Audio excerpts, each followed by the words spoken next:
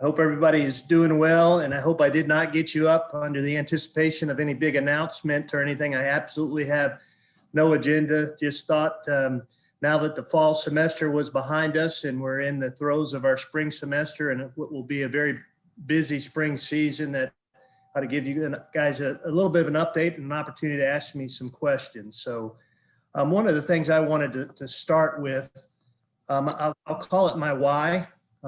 Back in July, late July, when there was a lot of scrutiny around whether or not we should play a fall sports season or an athletic season in general.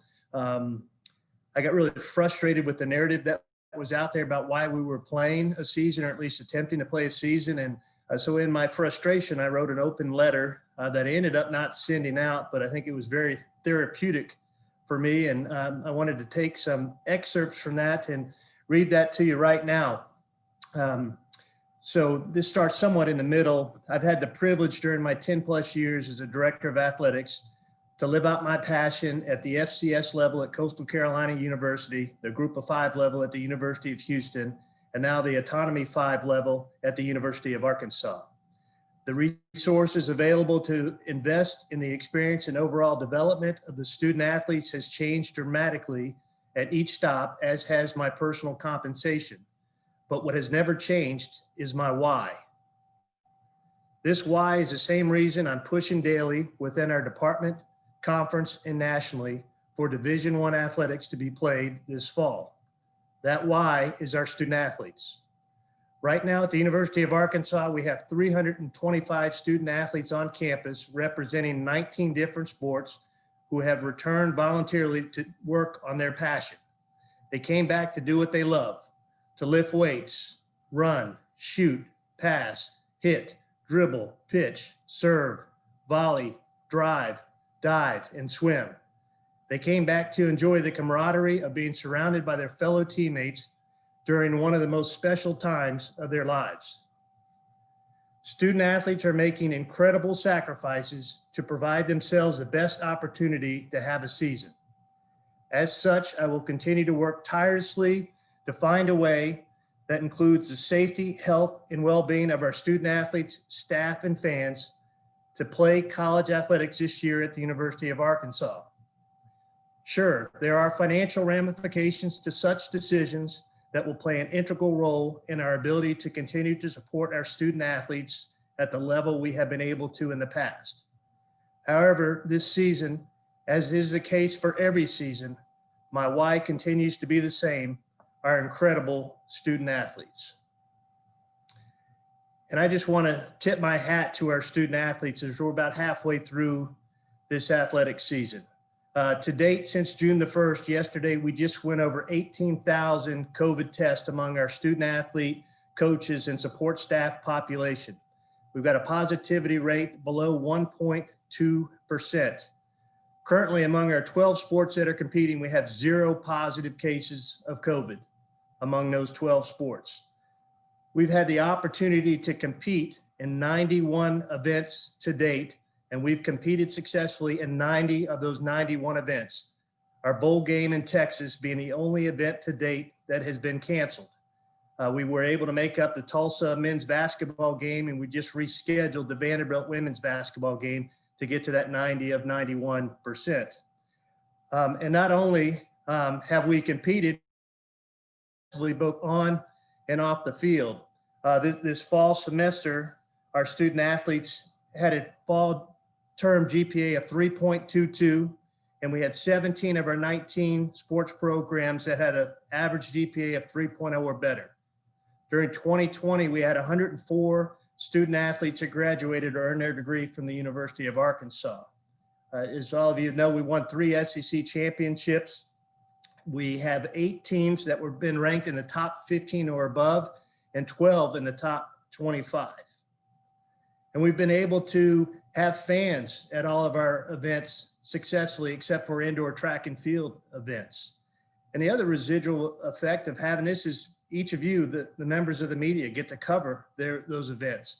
Our ushers, our ticket takers, our concession workers get to work those events. And so my why is our student athletes, but by having competitive athletic competition this fall and into this spring is why we're doing what we're doing, because it benefits so many people across our university community, across our state, and really nationally. Can you imagine?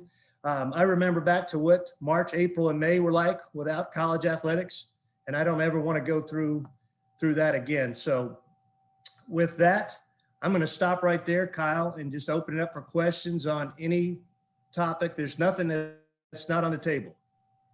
I may not answer your question, but you can ask it. Bob, you want to lead us off? Sure. Hey, Hunter, how you doing? Thanks for doing Hey, Bob. I had a couple basketball questions. One, speaking of postponements and whatnot, Vandy, from what you know or what you've been communicated with, is the basketball game going to be played Saturday? And do you communicate with the Vandy folks, or does that go through the SEC, or how does that work? There's a combination of the two. The basketball sport administrators for us is Clayton Hamilton. Will be in communication with their basketball sport administrator as well as the league office. And as of last night, I haven't gotten an update this morning, but that game was still on, Bob. Okay. And then I know you were at the game last night. I assume you're probably at all of them. What was going through your mind when it's, Arkansas is struggling down 19? I remember thinking, man, I hope Eric, makes it through this game because he's so emotional. What was going through your mind, and then what do you think about the comeback, and what do you think about the job Eric's doing in his second season? I think he's doing a great job, Bob, and I'll answer your first question. Obviously, in the first half, after watching the majority of the LSU game and the Alabama game, our offense has been struggling, and I think it's definitively a confidence problem. And I think with Justin out, you saw teams really cheat out on our three-point shooters, and we were not able to finish at the basket. But really what turned the corner for us is that our one returning player with any significant minutes from last year, Desi Shields, had a heck of a game, especially in the second half for us last night. And we need Desi to be that glue that holds us together, and that's a lot of pressure on him. I mean, look at our players that had significant minutes last year. Mason Jones is in the NBA. Isaiah Joe's in the NBA. Jimmy Witt's in the G League. Adriel Bailey's playing overseas, and we've got 4 freshmen that are learning as they go. We've got some transfers, and we've done that. We've got a virtually new team during COVID where we haven't been able to do the normal bonding thing. So I think the job Eric has done, I think he spoiled us at the beginning of the season when you think about how many new players we had by getting off to the start. And then when you get into SEC competition, it steps up a little bit. And I think you see a team like Alabama has 2 or 3 senior leaders in that starting lineup that are pulling along the freshmen and sophomores. And so we needed some confidence last night in the second half, and we got it. And I hope that continues this Saturday in Nashville, Bob. Nate? Yeah, Hunter, as far as you had to replace because of what you inherited and then the COVID, you had to get early retirement from about decades of institutional knowledge on the support staff. How's it gone replacing that so far? Well, we're never going to be able to replace that institutional knowledge, Nathan. You're referring to the 16 staff members that had close to 500 years of service to our department. You just can't replace that. We miss those people dearly around our department, their personality and their knowledge. But, we've been able to forge ahead, and people have stepped up and covered those duties that were left behind.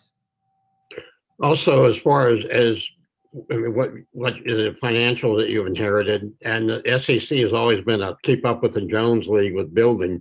Does that change now with COVID? Will there be kind of less ambitious plans, you think, throughout the league? I don't see there being less ambitious plans within the SEC. I mean, this year has been a struggle for most of us financially, but you can see what the baseball facility, the JB and John L. Hunt Family Baseball Development Center is on schedule and will open. Part of that will open at the start of baseball season. The other part will open during baseball season. Our Frank O'Mara Track and Field High Performance Center will open in April, and a major renovation to the Tyson Indoor just was debuted this past weekend. And so I don't think the ambitious nature of the SEC will go away because of COVID. Tom? Hey, Hunter, that funnels right into what I wanted to ask you. the numbers from the fall season, particularly football, how do they look for you in terms of overall, expenses and revenues and where you're headed?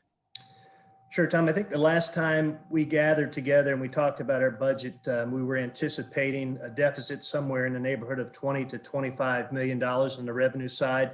That's probably closer to $25 to $30 million after we've closed out football season. We're roughly halfway through basketball season, and we kind of feel like we know what we're going to be able to do with baseball season. So we've had to make a few adjustments to our budget on the expense side because of those anticipated revenue shortfalls growing, but we feel like we're in really good shape still. Okay. Things considered. And also, you guys are advertising for a senior AD for name, image, and likeness stuff. And I wanted to ask you about the position and spending that kind of money right now when you're in that kind of financial situation. Sure. I mean, the name, image, and likeness train is coming down the track quickly, even though that was tabled at last week's NCAA meetings. There's still state legislation in many states across our country. We believe there'll be federal legislation that's coming. Many schools have invested in a third-party company to manage that for them. I thought it was a better resource for our student athletes to have someone internal that could help them manage the launch of the name, image, and likeness and their brand building. And so that's why we're making that investment right now, Tom. Trey Biddy. You're going to love this crystal ball question, but if you can, after this spring semester, looking ahead to, I guess, August, fall 2021, what are your hopes? What do you think things could be like as far as attendance for fans and things like that? Crystal ball. Yeah, Trey, I mean, we're going to launch our football season ticket campaign late February, early March, with the anticipation of having full capacity at Razorback Stadium. We're going to sell it that way. We'll release our football schedule here through the SEC office in the next week to 10 days. But we're anticipating things returning to some sense of normalcy. And that's my crystal ball outlook of what I think right now.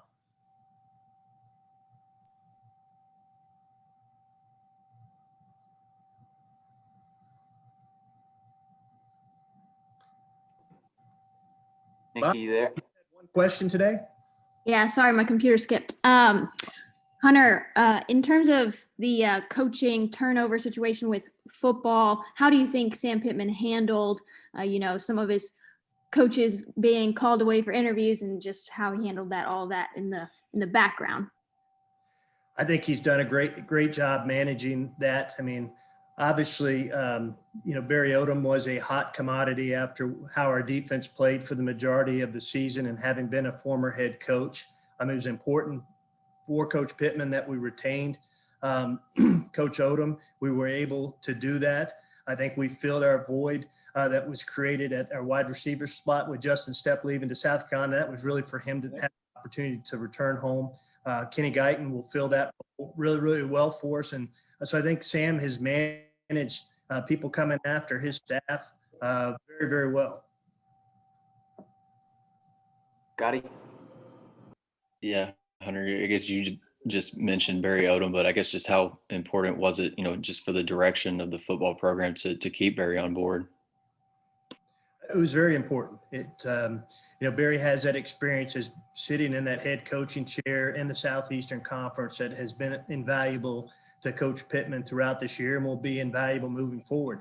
Our defensive student athletes on the defensive side of the ball love him. He obviously created schemes that put us in a position to have some success throughout the season.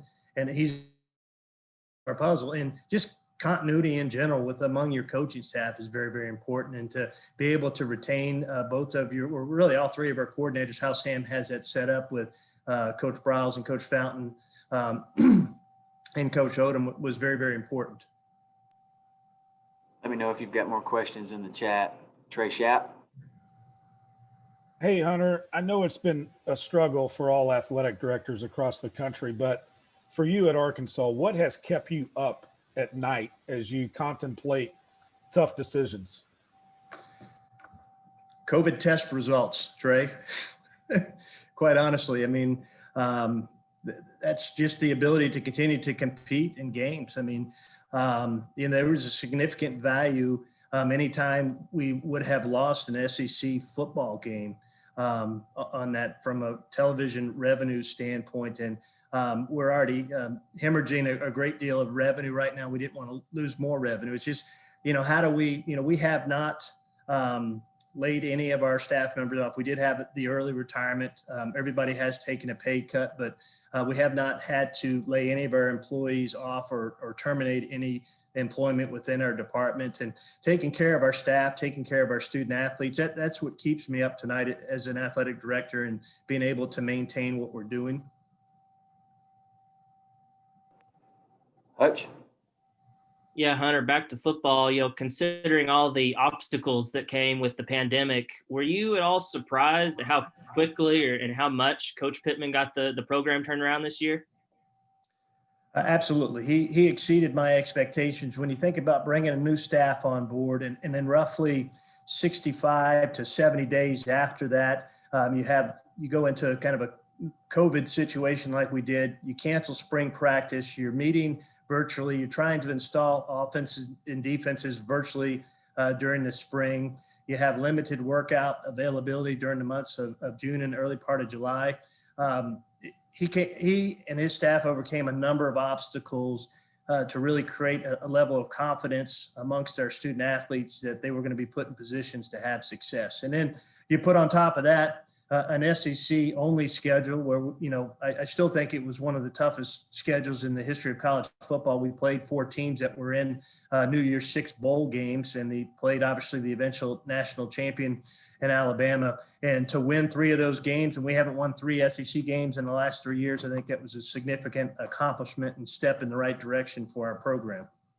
And then along those same lines, when you hired a guy with no head coaching experience, the hire was kind of met with criticism and skepticism nationally. How did you enjoy personally the success they had? And I mean, did you feel almost kind of vindicated with how well they did? Well, I try not to pay attention to a lot of the scrutiny that goes on in hiring coaches. I felt like Sam Pittman was a great fit for what we needed at the University of Arkansas.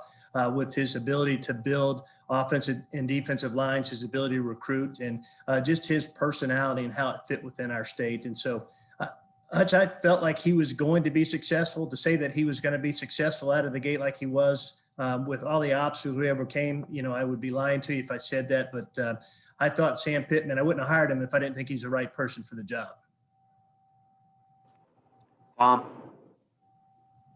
Hunter, this is a state of the baseball program question.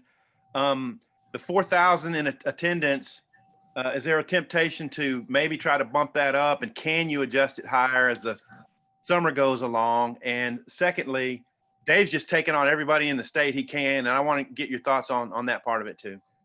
Yeah, no, absolutely, Tom. I mean, part of the method to the madness that our external team developed and how we're selling tickets to baseball was to sell them on a single game basis.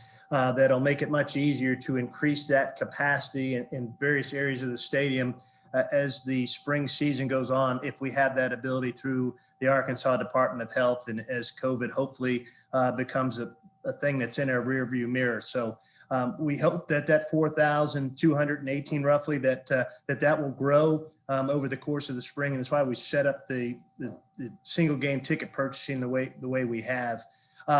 Dave, in his schedule, I mean, he's always been one to take on all comers, but it just makes sense. And it's why we went down this path of playing state schools. It's easy for these schools to bus over and play midweek baseball games. It makes sense for us to play those in-state schools, especially in a sport like baseball and softball. And, Dave's done a great job of scheduling. I think he's got all of them on the schedule now.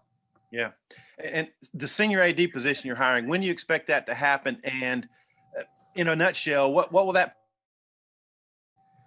Yeah, so that position actually closes, I think, tomorrow. And then we hope to have that person in place by the early part of March to late March. And really, that's the helping our student athletes from the time they arrive on campus, build their brand. I mean, all of our student athletes have a brand, and that's really what name, image, and likeness is. It's about the student athlete's personal brand. and we want to teach them how to build their brand, through social media and the do's and don'ts about social media. We want to give them the appropriate legal advice as they try to go out into this name, image, and likeness. We want to make sure they're compliant with what's going on. So really, this is kind of a blank canvas for us, but my vision for this position is that they really help our student athletes from their freshman year to their senior year build a solid brand that is a benefit to student athletes throughout their life. And if it's a financial benefit for them while they're here at the University of Arkansas, so be it. Seth. Yeah, Hunter, Mike Neighbors and women's basketball team has made sure that, he wants to lead the country in games played. He said that. What went into replacing a game in basically a week and getting such a great opponent?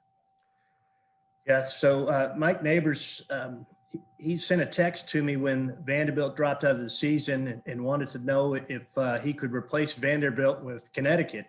Quite honestly, I thought he was kidding when he sent me that text. He was dead serious. He said, I've talked to our team. They want to play the best. They enjoyed competing against Baylor. They enjoyed competing against South Carolina in the rigors of the SEC schedule.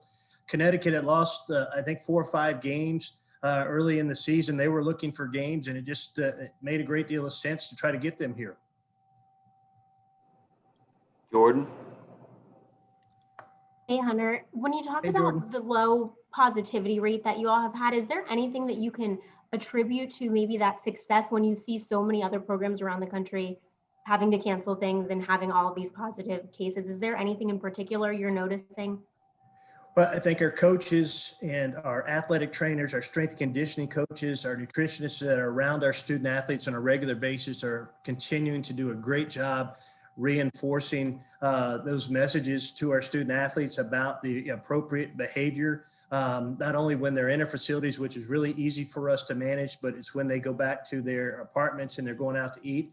And I think our student athletes, they want to compete in their sports. They invest a great deal of time in training and want to play their sports. And as you look at our spring sports that had their seasons cut short last year, and we're heading into that spring season, they're all taking it extremely seriously. Now we have 18 of 19 of our sports programs that will compete this spring, and our football program is the 19th, and they'll have a spring football season. So just about every one of our student athletes is competing this spring. And I think they do see, Jordan, what's happening around the country, and they don't want to be one of those schools that cancels games or postpones games.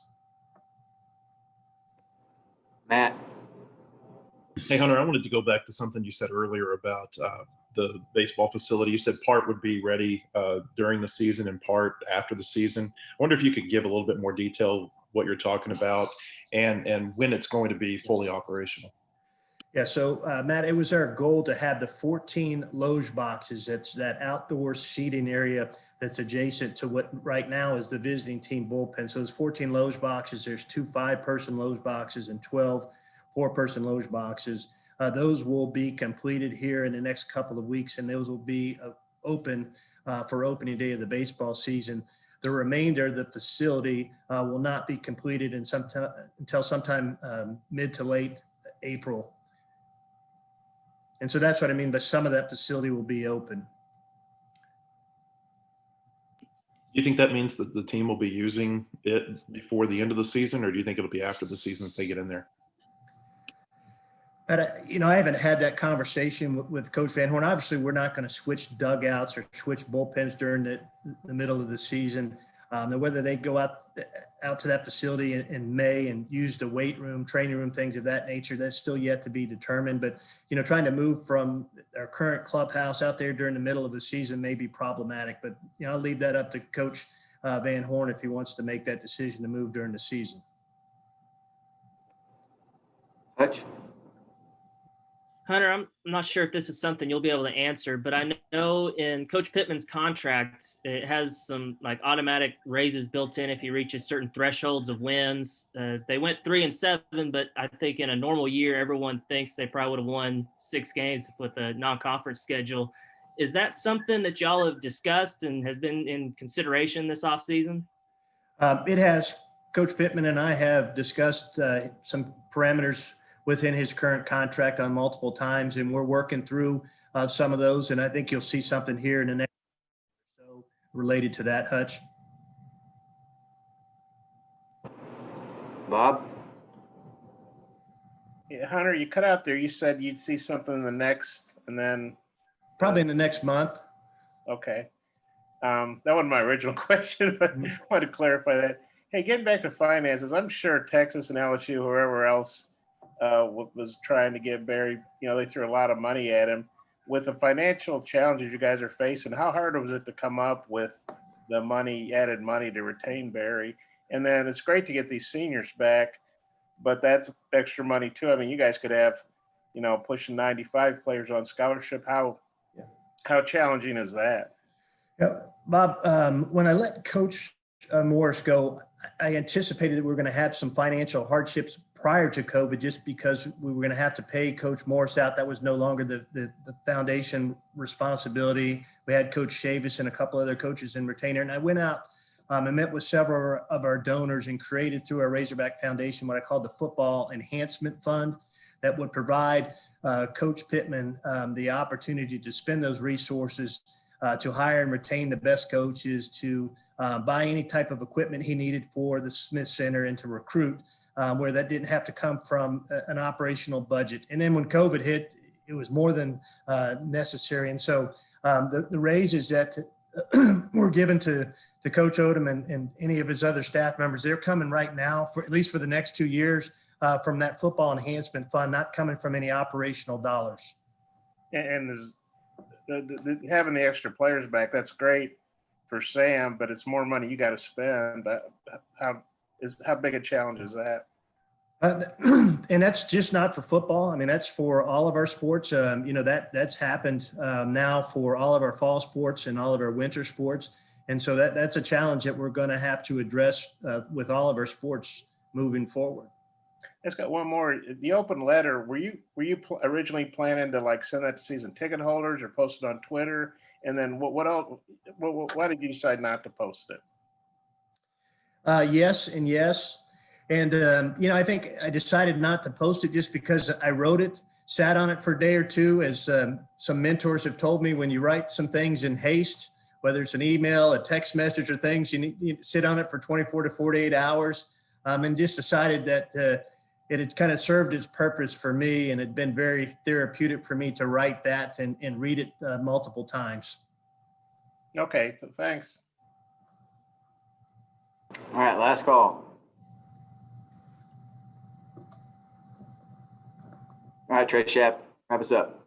Hey, Hunter, right before Christmas, you gifted Kane and Sandy with lifetime season tickets to any athletic event at the University of Arkansas. What went into that decision? Well, I was not aware of the fact that Kanan and his mom kind of called multiple people to try to scrounge up a couple of tickets so that they could attend games. And I thought they were just season ticket holders and had the wherewithal to do that, and was amazed that they could. And then when I found out that they didn't have that wherewithal, and that they were having to call, friends and people within our department to try to find tickets to all the events they wanted to come to, I just thought it was a natural thing to do to one of our super fans who has obviously not had the easiest life, to just give him the opportunity as a Christmas present to attend Razorback events with his mom for life. And so had all of our coaches sign that commemorative ticket for Kanan. And I think you saw the video with him crying, his mom crying, and what that really meant to them.